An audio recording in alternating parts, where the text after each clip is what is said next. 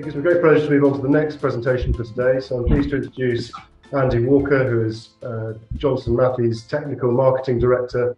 As part of his role, he looks at the implications of the transition across the transport, chemical, industrial, heating and power sectors, including the way it will drive the use of clean hydrogen as a key enabler, including within the electrification of the automotive industry. So, Andy, thank you very much, and over to you.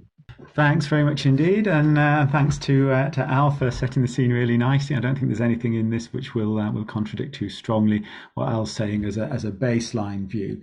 But one of the things that I'll be talking about here is some of the scenario views. Could things go even faster, and what would those implications be? So really just to set the scene here, I'm going to be talking about the transition, building on what Al said, from internal combustion to electric vehicles in the passenger car and in the commercial vehicle sector, and looking at implications for hydrogen and platinum group metals as we go. So starting with the light duty market, what we're going to see is a move towards increasing electric propulsion over time. But we do certainly see the autocatalyst market being robust for many years. So as we look at the platinum, palladium, rhodium components in those emission control devices, we see strong robustness as we go through to 2030 and beyond. And as you can see on the right hand side of this chart, looking at the sales excluding the value of those platinum group metals, remaining strong both in our base case, and I'll talk a bit more about that as we go through the presentation, and indeed if things on the electrification side go much faster. As we look at our base case, we see the global light duty vehicle market, as Al's also shown, growing from 75 million-ish to around about 100 million as we go forward over the next 4 or 5 years. We see strong legislation coming, which is going to drive more advanced emission control devices. I'll say a few words about that in a moment. And then electrification is obviously one of the main movers in terms of top line, split between internal combustion engine and zero emission vehicle growth, and the light duty diesel penetration. I think everyone is seeing that declining over time in Europe. So all of these things are very much embedded within the scenario views that I'll be sharing here. So we talk about legislation on the internal combustion engine side. So here we're focused on criteria pollutants, the main focal points now being NOx and particulate matter and particle number.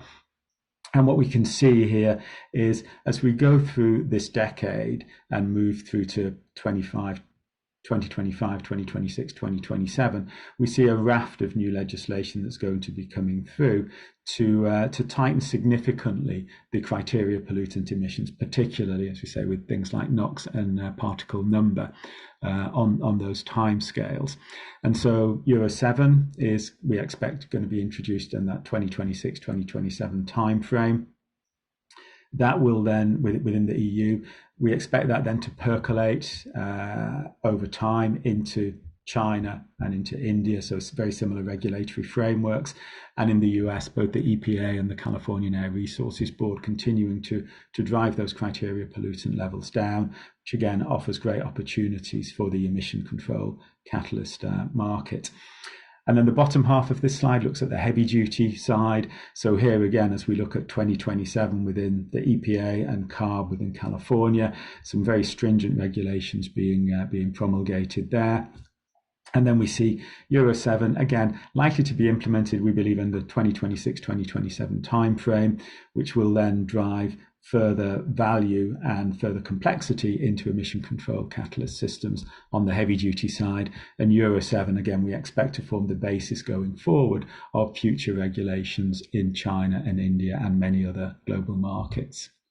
So looking at the kind of more advanced technology, I'm not going to go into this in any detail, but essentially for heavy duty diesel, for light duty diesel and for light duty gasoline, we're seeing increasing complexity, more advanced technology coming in, the addition of further components to enable the kind of emission control regulations being proposed within the EU, within North America, both within EPA and CARB. And we expect to see this again, as we said, driving value uplift into these components, and ensuring that we maintain a very strong focus on using the platinum group metals as effectively as we can in each of these three major sectors: the heavy duty diesel, the light duty diesel, and the light duty gasoline sector. When we go to the scenario views now, so I mentioned at the beginning, we have a baseline view of the way the market is going to evolve, which is not very different from the one that Al just talked about. But we also look at scenarios: what would happen if it went faster, what could happen if it went slower, and what would drive those differences in rate. And when we pull these together, we spend quite a lot of time looking at regulatory and policy matters, so the kind of things that everyone is going to need to comply with, as we look at things like, for example, zero emission vehicle mandates and mandates demanding the end of internal combustion engine new sales in given markets. We look at the markets and the OEMs and how they're responding to that. We look at the technology split that we expect to be driven on the back of that. And so particularly in the commercial vehicle space, that split between the battery and the fuel cell. We'll talk a bit more about fuel cells in a minute, obviously of key importance when we look at the PGM markets. And then look overall at things like cost. So on the light duty side, more the cost of the vehicle. On the heavy duty side, more the total cost of ownership, which is what drives business decisions in the commercial vehicle sector.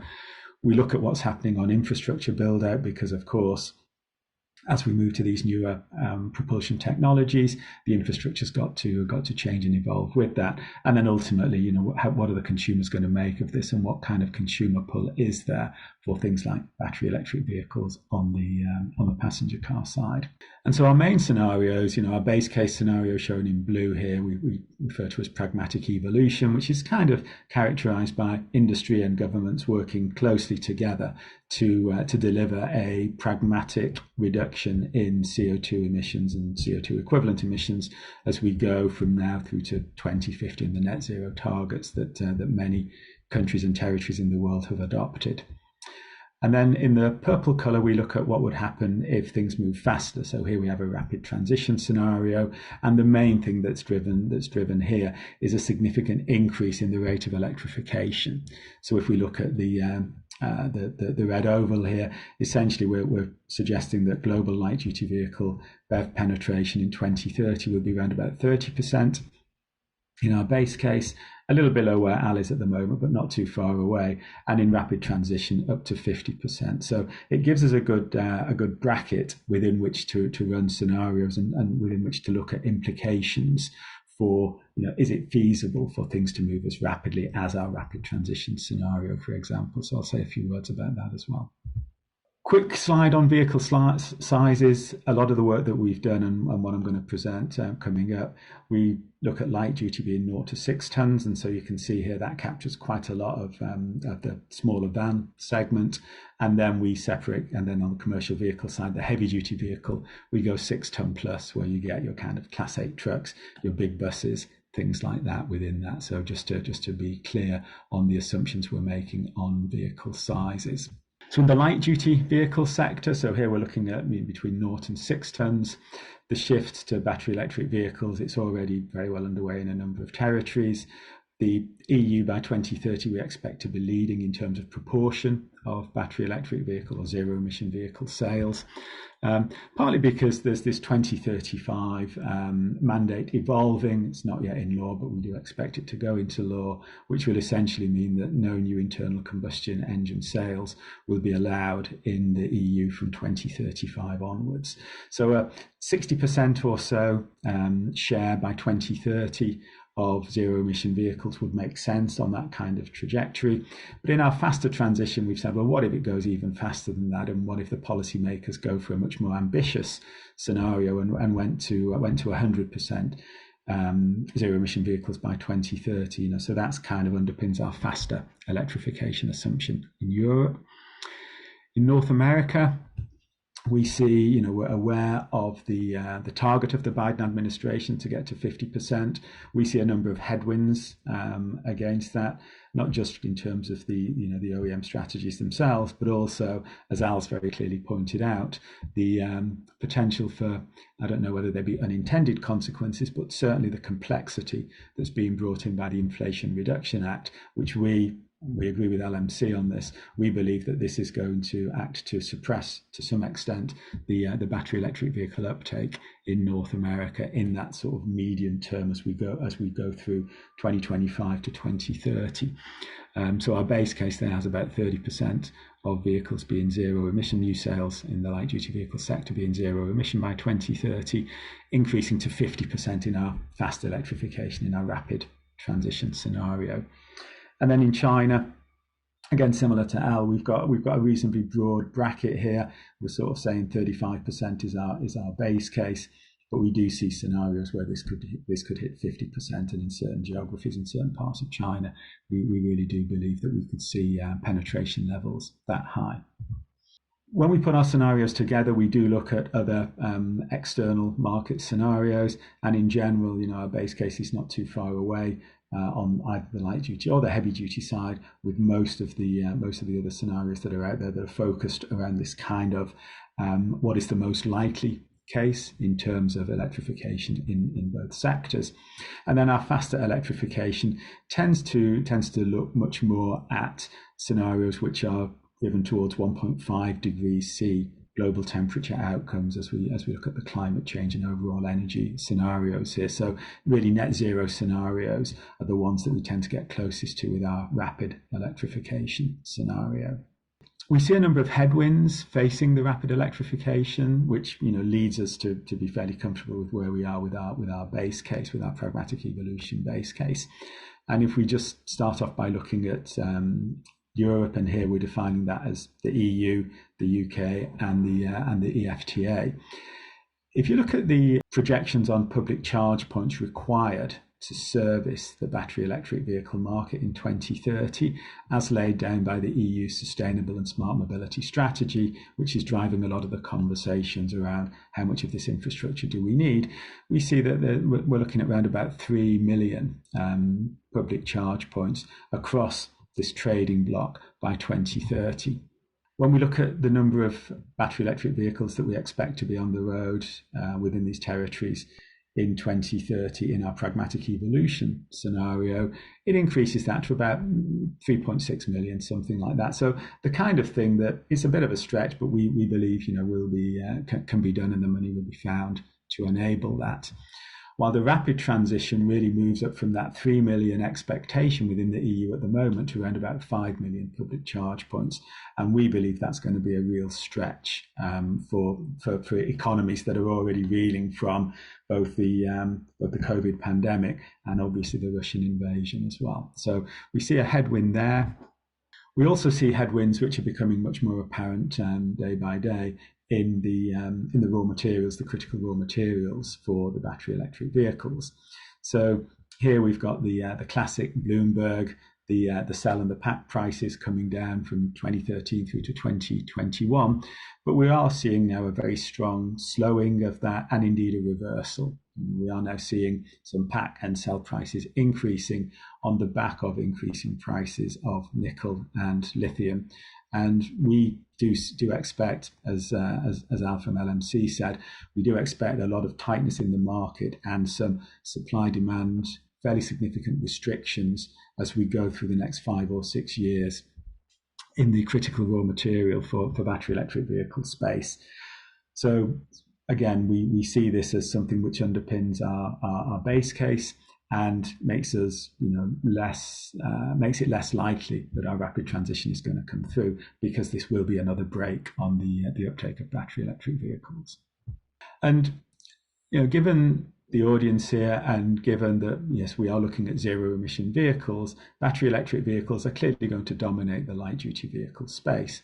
But in the light duty vehicle space, we do also expect to see some fuel cell vehicles being present. And there's a few good reasons for that, which are actually in some cases growing in importance as time goes on. One of them, summarised here, 2 infrastructures are actually cheaper than one.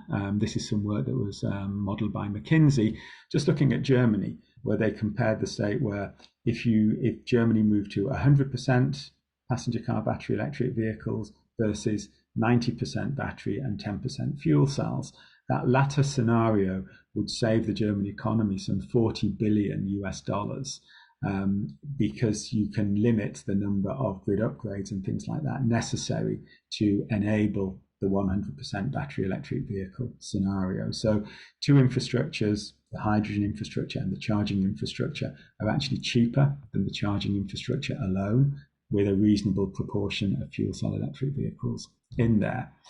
And building on the earlier point on critical raw material availability, we're seeing very strong pressure on particularly lithium and nickel, and also graphite as well, for the anodes within the battery electric vehicle space. And within fuel cells, obviously we expect that a lot of the platinum that's going to be present in fuel cells will be being released as the internal combustion engine markets decrease over the course of the next 10 years and the fuel cell market starts to increase for 10 years and beyond. So here we see the ability of a more balanced view with the presence of 5 to 10% fuel cell electric vehicles in the car sector being able to enable the world to get through in a much more comfortable way the critical raw material squeeze that we're already facing on the battery side. And then the other factor that's often put in place is that, if you look at efficiency, if you've got a renewable electron, then you're better putting it into a battery than making hydrogen and putting it into a fuel cell because of the losses associated with both electrolyzer efficiency and fuel cell efficiency. But again, some work by McKinsey says that, well, if you take it one step back and just look at, if you look at solar and you look at the sun to wheel efficiencies, they're actually very similar, the battery electric vehicle and the fuel cell electric vehicle, if you look at a major economy such as Germany. Because if you generate the electricity, the renewable electricity in Germany, you've got very, very limited utilization factors based on limited sunshine in Germany. Whereas if you were to use solar panels in the Middle East, make hydrogen and then ship it, you would end up with overall a very similar sun to wheel efficiency. So the efficiency argument is one that we're starting to see through a different lens now. Fuel cell electric vehicles, they require the hydrogen infrastructure, and what we've seen is a number of pronouncements from China, South Korea, Japan and California committing or certainly targeting significant numbers of hydrogen refueling stations by 2030. The EU Sustainable and Smart Mobility Strategy calls for 500 hydrogen refueling stations across the EU by 2025 and 1,000 by 2030. And when you dig into the EU member states' national hydrogen strategies, and many countries around the world have developed these national hydrogen strategies, you start to see, when you look at the hydrogen refueling station targets at the bottom of the slide here, you can very soon get to and beyond that 1,000 target by 2030, which is what we expect to, and we do expect the EU to go beyond that. And here's a snapshot from earlier this year on hydrogen refueling station density in different parts of the world, and you can see within Europe, there's actually a lot in place already. With a range of 250 kilometers, which you'll always have with a fuel cell car, you can easily drive, pretty much all the way across, certainly northern and western Europe. Two slides to finish quickly now. Building on, to some extent, what Al said, I'll introduce the Inflation Reduction Act, and we've talked about that in terms of BEV sales. What we've got here is what's going to happen with hydrogen production cost in the US on the back of the Inflation Reduction Act. Within the Inflation Reduction Act, you can add together credits from renewable energy generation and clean hydrogen generation, which means that you can actually start to see in some favored geographies, even by 2025, hydrogen costs coming down to around about 20 cents per kilo. So green hydrogen becoming by far and away the cheapest form of hydrogen in that on that time frame. And if you go to 2030, then that can actually go below zero because of the stacking of credits and the way that the production costs are expected to go. So that's the production cost of the hydrogen. You need then to compress, store, distribute the hydrogen, etc. But even if you do that, we build that into a model that we've got on the total cost of ownership for heavy duty vehicles. And what you can see in the light blue trace here is the way that the total cost of ownership is impacted significantly over previous assumptions on hydrogen price, for example, in North America, and where that puts the total cost of ownership of heavy duty trucks driven by fuel cells, it really drops them significantly. So what we expect to see on the back of this Inflation Reduction Act is a really significant benefit in terms of the total cost of ownership of fuel cell and indeed hydrogen internal combustion engine powered long-haul trucks in the US, with concomitant implications on the platinum markets. So final slide, really, the transition to vehicle electrification is accelerating. Different regions will move at different paces. Lots of good stuff on the emission control catalyst side. There are a number of advantages in having BEVs and fuel cells coexist in light duty. And as we look at the heavy duty side, we can really see a number of incentives coming through now that will really drive the uptake of fuel cells in that heavy duty diesel market. With that, I'll stop, and thank you very much for your kind attention. Well, Andy, thank you very much indeed for your presentation. It was extremely interesting and fascinating to see your projections for falling costs with regards to the production of green hydrogen. I mean, in the current context of the current fossil fuel prices, those do look very, very interesting indeed.